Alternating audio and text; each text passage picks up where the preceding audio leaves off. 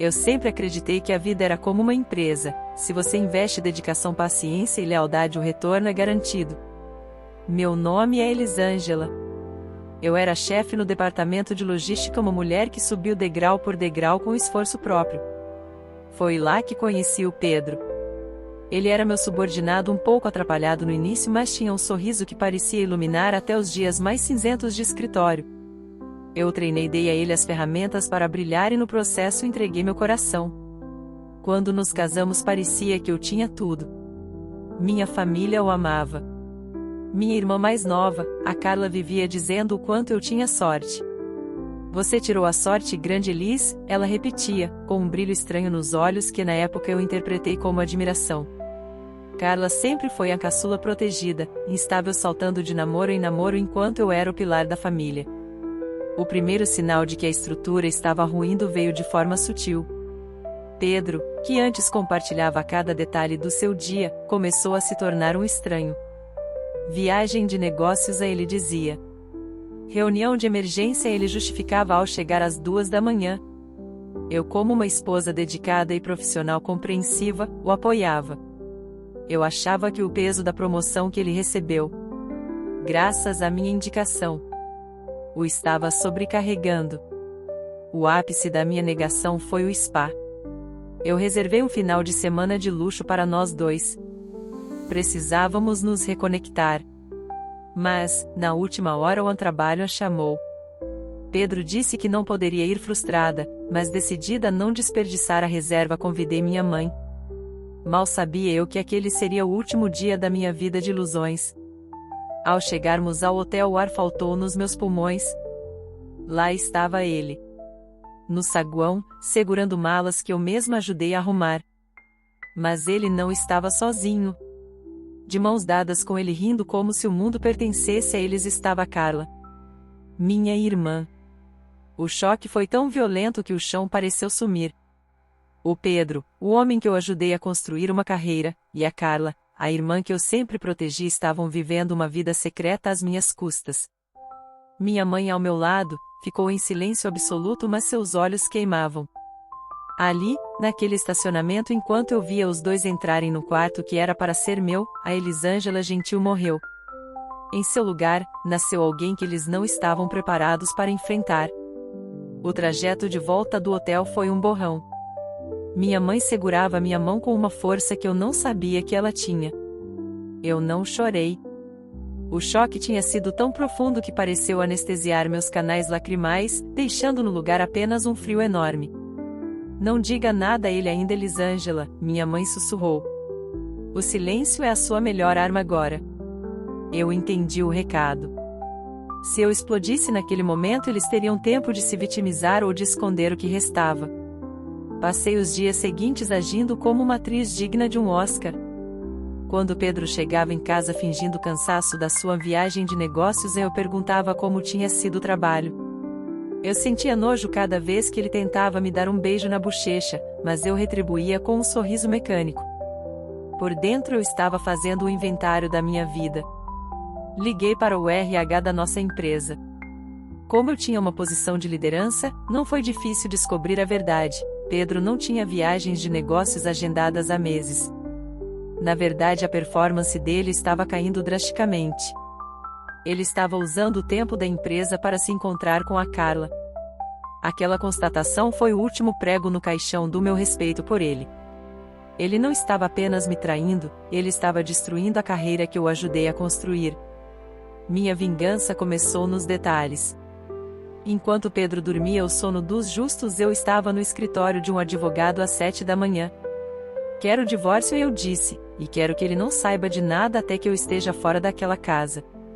Comecei a transferir minhas economias para uma conta individual, aluguei um apartamento em segredo e organizei a mudança para o exato momento em que ele estivesse no escritório. No último dia, enquanto ele achava que eu estava em uma conferência, esvaziei o apartamento de tudo que era meu. Deixei apenas o que ele trouxe para o casamento, quase nada. Em cima da mesa de jantar onde tantas vezes comemos em família com a Carla, deixei um envelope pardo. Dentro os papéis do divórcio assinados e uma cópia da fatura do hotel onde o vi com minha irmã. Não deixei bilhete de despedida. Meu silêncio seria o grito mais alto que ele já ouviu. Bloqueei o número dele e o da Carla e por precaução até o dos meus pais por um tempo. Eu precisava sumir para renascer. Eu mudei de departamento na empresa, pedi transferência para uma área onde não precisaria ver a cara dele todos os dias e deixei que o mistério sobre o nosso fim corresse pelos corredores. O palco estava montado. Eu só não sabia que a peça final seria escrita pela minha mãe, 3 anos depois. 3 anos. 1095 dias de reconstrução. Eu mergulhei no trabalho com uma ferocidade que nunca tive antes. Fui promovida a diretora regional e meu nome se tornou sinônimo de eficiência e frieza. Eu mudei meu cabelo, meu estilo e principalmente, meu círculo social. Pedro e Carla se tornaram fantasmas de uma vida que parecia ter pertencido a outra pessoa. Eu os via ocasionalmente nos corredores da empresa. Pedro agora parecia sempre exausto, com roupas mal passadas e um olhar perdido. Mas eu passava por ele como se passasse por um móvel velho. Eu nunca dei a ele a satisfação de um escândalo. Até que numa noite de terça-feira minha mãe apareceu na minha porta sem avisar. O rosto dela estava sério. Eles vão fazer isso, Elisângela, ela disse colocando um envelope de papel texturizado sobre a minha mesa de centro. Eles tiveram a audácia de enviar isso para a nossa casa. Abri o envelope. O design era cafona, tentando desesperadamente parecer luxuoso. Pedro e Carla convidam para a celebração de sua união. Meu estômago deu um nó. Eles não apenas continuaram juntos, eles queriam oficializar a traição com uma festa pomposa. E o pior, o convite era apenas para os meus pais. Eles sabiam que eu jamais aceitaria, mas queriam a validação da família que eles mesmos destruíram. Você não vai, não é, mãe? Perguntei, sentindo uma pontada de mágoa só de pensar na possibilidade. Minha mãe me olhou com um brilho que eu nunca tinha visto. Não era tristeza, era algo muito mais perigoso. Ah, eu vou, minha filha. Eu e seu pai vamos. E você vai assistir a tudo. Eu? Eu não piso naquele lugar nem morta. Você não entendeu, ela disse, abrindo um sorriso frio que me deu calafrios. Eu não vou para celebrar. Eu vou para encerrar. Eu andei estudando algumas coisas, e preciso que você me ajude com os arquivos de vídeo e fotos antigas. Aqueles que você guardou no seu HD externo. Ali sentada no meu sofá minha mãe me explicou o plano. Ela queria que eu preparasse uma apresentação de slides. Pedro e Carla tinham pedido a ela que fizesse uma homenagem emocionante para exibir no telão, já que ela era a mãe da noiva. Eles achavam que após 3 anos de silêncio nós tínhamos baixado a guarda. Achavam que o cansaço tinha vencido a nossa raiva. Passei a noite em claro editando o vídeo. Cada foto minha com o Pedro, cada registro do meu casamento, cada prova da traição que eu guardei como munição. Eu estava montando o cavalo de Troia que entraria no salão de festas deles. A Carla queria um casamento de princesa? Pois eu daria a ela um espetáculo que ninguém na cidade jamais esqueceria. A vingança eu percebia um prato que se come frio, mas com uma edição de vídeo impecável. O dia do casamento chegou sob um céu cinzento, combinando perfeitamente com o meu humor. Eu não estava lá fisicamente, mas meu espírito pairava sobre aquele salão através da tela do meu celular. Minha mãe, estrategicamente posicionada na mesa de honra, iniciou uma chamada de vídeo escondida. Preste atenção, Elisângela, ela sussurrou antes de deixar o aparelho camuflado em um arranjo de flores. Pela tela eu via o luxo que o dinheiro, provavelmente vindo de dívidas, tentava comprar. Carla estava radiante com um vestido branco que gritava pureza e Pedro sorria de orelha a orelha cumprimentando os convidados como se fosse um herói. O mestre de cerimônias anunciou, e agora um presente especial da mãe da noiva, uma retrospectiva da jornada de amor deste casal. As luzes se apagaram. O telão brilhou.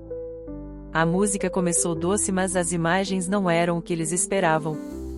Em vez da infância da Carla surgiu uma foto minha recém-nascida. Os convidados murmuraram confusos.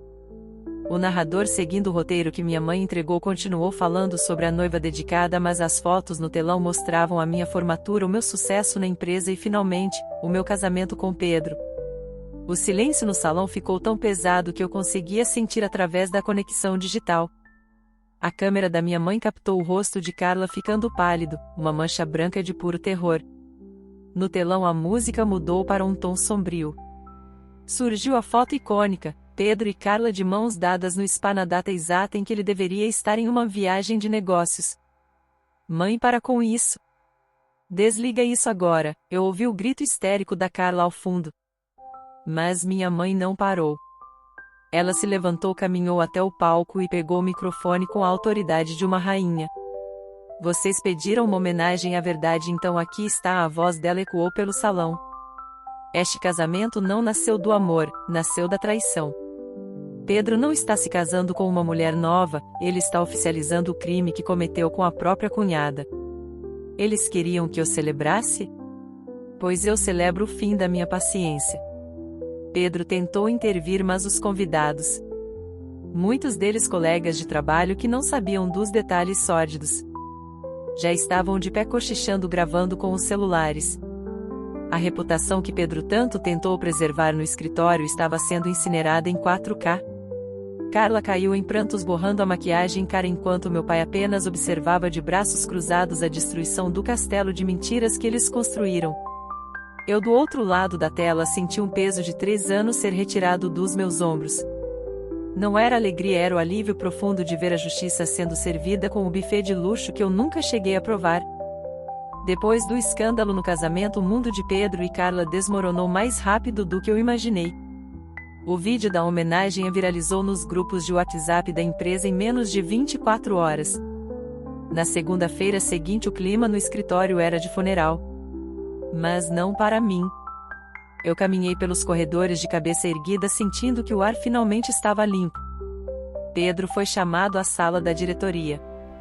Ele achou que sua vida pessoal não afetaria sua carreira, mas ele esqueceu que a base de qualquer liderança é a confiança. Pedro, disse o diretor sênior, diante de todos, as nossas expectativas sobre você já estavam baixas, mas agora descobrimos que seu caráter é tão falho quanto seus relatórios. Ele não foi demitido de imediato para evitar processos, mas foi transferido para uma filial remota no interior com um rebaixamento de cargo e salário. Ele passou de uma promessa da empresa a um exemplo do que não ser. A vida de princesa em que Carla planejou evaporou. Sem o salário alto do Pedro e sem o apoio financeiro dos nossos pais, que a cortaram definitivamente, ela descobriu que o amor deles não sobrevivia à falta de dinheiro.